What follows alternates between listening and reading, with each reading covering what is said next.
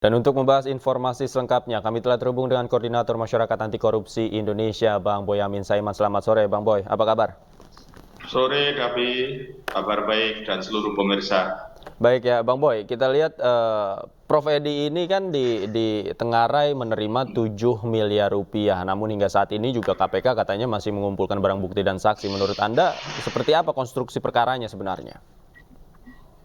Berdasarkan pengumuman Pak Alex Marwata kemarin kan 2 minggu yang lalu sudah naik penyidikan, sudah ada SPDP, dan tentunya standar KPK dimulainya penyidikan itu kan berarti ada tersangkanya, dan nampaknya kemarin tersirat sudah tersangkanya termasuk yang bersangkutan. Nah, justru kalau sekarang hari ini mengatakan pihak Kementerian Hukum HAM mengatakan Pak Edi belum menerima SPDP, itu agak janggal. Ini pasti ada yang bohong nih, gitu loh, kira-kira dari salah satu. Karena berdasarkan putusan Mahkamah Konstitusi, itu SPDP itu dikirim harus maksimal 7 hari.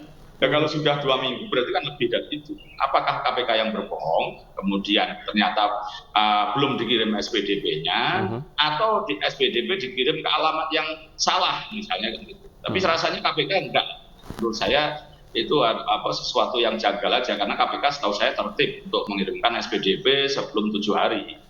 Nah, apakah itu dikirim ke rumah yang lama di Jogja atau rumah yang di Jakarta Selatan, itu yang kita belum tahu.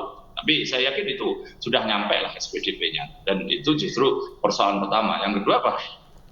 Inilah menurut saya menjadikan suatu yang parah terus terang aja bagi pejabat-pejabat kita, bagaimana tidak bisa membedakan konflik kepentingan. Bahwa dari sisi istilahnya ini apakah akan menodai ataukah akan mencemari jabatan yang diembannya ketika menerima sesuatu. Nah, Pak Edi Omar Hadi itu kan mestinya paham betul kalau berkaitan dengan penerimaan sesuatu supaya ini tidak menimbulkan masalah di kemudian hari, maka diwajibkan dalam jangka waktu 30 hari melapor ke KPK. Supaya apa? Uang ini apakah berhak saya terima atau tidak. Dan dulu misalnya saya dalam kasus Joko Chandra dan Pinangki dulu kan misalnya ada duit 1 miliar, $100.000 Singapura. Saya serahkan kepada KPK, saya berhak menerima atau tidak. Meskipun KPK kemudian mengatakan berhak saya itu mau main, bukan apa-apa, bukan penegak hukum, bukan mendapatkan pendanaan dari APBN segala macam. Tapi kemudian saya tetap tidak mau menerimanya dan saya serahkan pada negara sebagai barang temuan. Nah, itu setidaknya saya itu waktu itu kan ingin menyampaikan kepada masyarakat dan pejabat publik, hei, kalau kalian menerima sesuatu apapun, laporlah kepada KPK. KPK nanti akan melakukan verifikasi. Anda berhak menerima atau tidak. Kalau tidak berhak menerima, ya memang diambil oleh negara, seperti Pak Jokowi menerima gitar dari band musik terkenal, akhirnya diambil. Ya udah apa-apa, tidak masalah gitu. Jadi ini maksud saya, kepatuhan untuk melaporkan dugaan gratifikasi atau penerimaan ini yang masih sangat minim.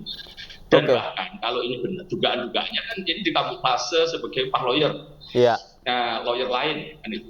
Dan yang ketiga itu bahkan terkait dengan dugaan untuk janji memberikan penghentian penyidikan perkara di polisi, janji untuk membuat penghentian. Yang kemudian 1 miliar itu bahkan terkait dengan pembiayaan organisasi olahraga PLT, di mana Pak Edi Ariet pengen jadi ketua umum dan akhirnya terpilih jadi ketua umum. Nah, ini yang kemudian bahkan kepentingan pribadi aja diminta membiayai orang yang dibantu, padahal dalam rangka memberikan bantuan pelayanan kepada masyarakat itu kan harusnya gratis. Nah, kalau ini kan apalagi ada dugaan gitu bahwa ini dari pihak sengketa diduga Pak Edi Ariet itu diduga juga membantu lawannya dari Helmut Hermawan. Ini kalau memang benar seperti temuan Tempo, ya kita minta untuk dibongkar semua gitu. Jangan sampai ini kan pembelajaran bersama kepada pejabat kita untuk paham gratifikasi, paham konflik kepentingan dan tidak menyalahgunakannya. Tapi kalau menurut Anda, Bang Boy, orang seperti Prof Edi ketika menjabat sebagai Wamenkumham, kemudian memiliki pengalaman yang panjang di bidang hukum, masa sih begitu kan tidak bisa menempatkan atau memisahkan mana yang untuk urusan pribadi, mana yang untuk urusan yang lain? Menurut Anda seperti apa ini? Ya justru tampak kemudian diduga mengakali gitu. Tadi diarahkan kepada lawyer yang dulu anak buahnya. Nah, Ya. lawyernya ternyata mungkin diduga hanya boneka saja. Lebih parah, artinya paham dan tapi berusaha diduga mencoba mengakali David. Nah, ini kan seperti istilah saya itu, kalau dalam istilah konflik kepentingan ini bahasa saya itu selingkuh gitu. Ya. Baik selingkuh yang arti letterlek, selingkuh urusan laki perempuan, tapi juga selingkuh urusan kewenangan. Misalnya dalam selingkuh itu kan misalnya anggap aja seseorang punya pacar mau ngasih uang, nah, dia tidak berani melihat ketahuan istri resminya, maka kemudian si perempuan tadi disuruh beli tanah seharga 100 juta. Nah, terus kemudian pura-pura dia beli harga 300 juta. Kan sebenarnya mau ngasih duit 200 juta. Nah, kewenangan juga bisa begitu, disalahgunakan begitu. Itu Jadi, bahasa saya sederhana untuk masyarakat mengetahui ini urusan selingkuh. Oke. Selingkuh kewenangan itu ya. Oke, walaupun yang bersangkutan sebelumnya juga sempat mengatakan bahwa yang menerima adalah orang lain, dan bisa saja Bang Boy dia tidak tahu menahu, akhirnya dia juga tidak melaporkan hal itu kepada KPK, kan bisa, mungkin saja Bang Boy. Nah, justru itu, kalau KPK sudah penyidikan, itu artinya kemudian bahwa sebenarnya rekening tadi guna kepentingan yang bersangkutan. Misalnya tadi untuk membiayai organisasi olahraga, dan kemudian mengumpulkan orang, dan kemudian untuk memilih dirinya dan terpilih ketua umum. Artinya kan rekening itu meskipun atas nama orang, tapi dikuasai atau digunakan kepentingan yang bersangkutan.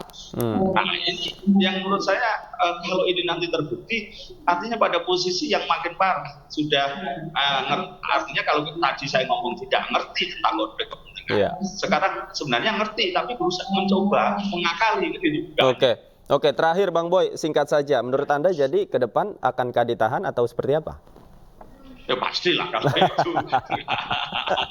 Jangan ditanya, itu pasti kalau dipanggil bahkan tidak datang ya ditangkap kan gitu. Kalau dipanggil sebagai tersangka ya pasti ditahan. Pasti ditahan. Kecuali Pak Edi kemudian dalam waktu yang masih ada itu mengajukan pra peradilan dan dikabulkan, ya status tersangka dan penyidikannya berhenti, bahwa beliau tidak mendapat gratifikasi, bahwa itu yang menerima orang lain. Ya kita tunggu aja lah.